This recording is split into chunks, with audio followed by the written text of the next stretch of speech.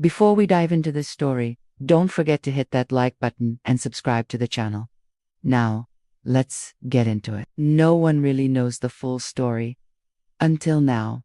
And honestly, I don't care anymore what people think. I'm Naomi, I'm 27, and this is the truth about how I lost 100 pounds, found myself and lost the man who loved me through it all. I lived in oversized hoodies, cycled through 3 takeout places a week, and spent my evenings curled up on the couch like a human cushion. 9 years of him seeing me at my absolute worst physically, emotionally, mentally. He never flinched. He just sat beside me in his sweats, controller in hand, eating greasy food like we were already an old married couple. But there was one person who always saw me.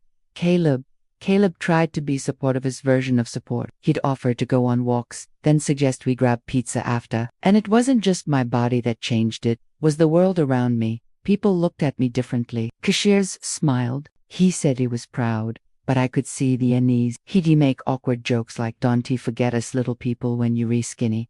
But the jokes had an edge to them, a fear, a warning. Strangers held doors. Women at work actually acknowledged me. Men, ... Well, they noticed. For the first time in my life, I had options. He'd bring me protein bars, but get upset when I passed on dessert. His beer belly, his excuses, his lack of drive, and I hated myself for thinking it, but I couldn't help it. Not graphic, just dreams about being with someone more. Someone successful, tall, ambitious. He didn't take it well. Asked if I wanted to break up. I said no. But was it wrong to wonder? I had evolved. Why hadn't he? I was excited to show him off, to be part of something polished and ambitious. But he sulked in the corner the whole night. On the drive home, he accused me of ignoring him, of caring more about my image than our relationship. I realized then that he was the anchor holding me back. It was like he wanted me to succeed, but not change too much. Made me feel seen. Caleb, on the other hand, never stepped foot in a gym. He wanted to eat dinner together every night, texted nonstop.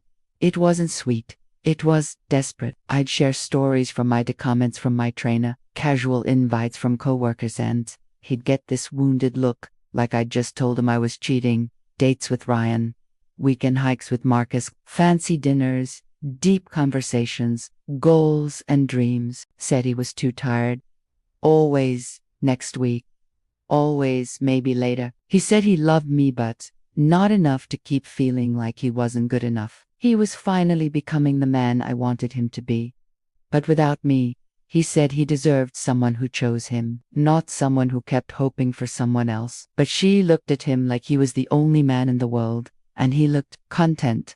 I'd decline, and he'd pout. It was like he wanted me to revert, to become the girl who needed him again. The men see the package, not the person. The barista at my favorite cafe started drawing hearts in my locker. A coworker found reasons to swing by my desk. Even Caleb's friend, Matt, made a comment about how Caleb sure hit the jackpot. And now that the world sees me, no one loves me the way he did. Told him about my dreams, real ones, about men in suits, about careers, travel, ambition. Maybe I was the one who couldn't keep up with what love really means. About the guy who asked for my number. About the trainer, the coworker, everything. I thought maybe, just maybe, it would light a fire in him. Caleb wanted to book some basic venue near his parents' house. Wholesale flowers. His cousin's band, a timeshare honeymoon, ... in Florida. I started to wonder, was Caleb lucky to have me ...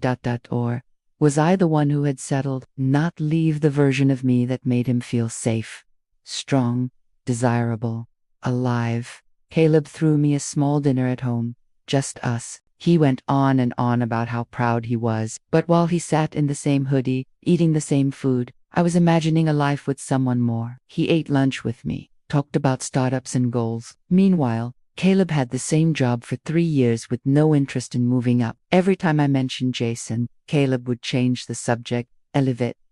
Someone who matched who I'd become. It started when I was the girl no one noticed, overweight, depressed, invisible. He complimented my tattoo, asked for my number, even saw the engagement ring, and asked anyway. That kind of confidence was electric. Of course, I told Caleb that night, I don't lie. But he got defensive, possessive, called the ring my protection. Protection from what exactly? Better choices. Caleb and I were together for 9 years before he finally proposed. The proposal should have been a warning. It happened on a Tuesday night. Chinese takeout boxers on the floor, our apartment dimly lit by the TV glow. He knelt down on our stained carpet with a modest little ring and told me he loved me just the way I was. At the time, I thought it was romantic. Now, I see it was convenience. He didn't believe I could or would change. Maybe he figured I was the best he could do. And maybe I believed that, too. But when I said yes, something lit up inside me. I was going to be a bride, and I refused to look back at my wedding photos with shame. So I told Caleb we'd wait to set a date till I reached my goal weight. He was confused, kept saying I was already beautiful, but that only proved he didn't get it. Of course I looked fine to him. He had never been with anyone who looked better. I started my fitness journey the next week, but the weight started to fall off faster than I expected. Caleb noted, too. By month 8, I was down 80 pounds, and attention was pouring in. When I finally hit my goal 100 pounds, I felt like a new woman. That's when I met Ryan at the grocery store, buy the organic produce. Tall, stylish, charming. Then came Marcus, my personal trainer. Gorgeous, fit, focused. He helped me with my form, sent me motivational texts. At work, we hired Jason. MBA, sharp suits, ambitious.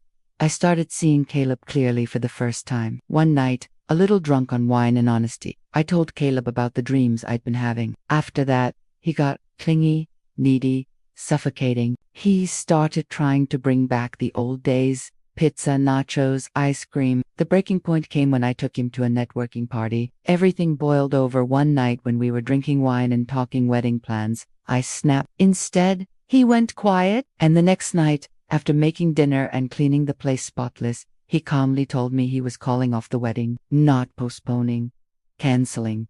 I laughed, thought he was bluffing, but Caleb wasn't bluffing. And just like that, he left, packed a bag, set his ring next to mine, walked out of our life. At first, I felt free, no more guilt, no more I dove into the life I thought I wanted, but reality hit hard.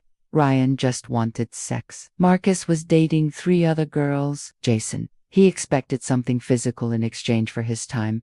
None of them saw me. Meanwhile, Caleb was rising.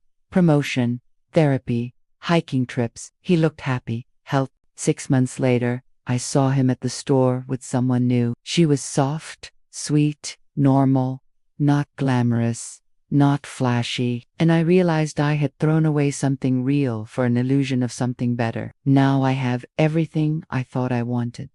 A perfect body, attention, independence, but it's all surface. No depth, no love. Caleb loved me when I was invisible to the world. So yeah, maybe I messed up. Maybe I chased something shiny and lost something solid. Maybe I confused growth with abandonment. But here I am. Alone, changed, still searching.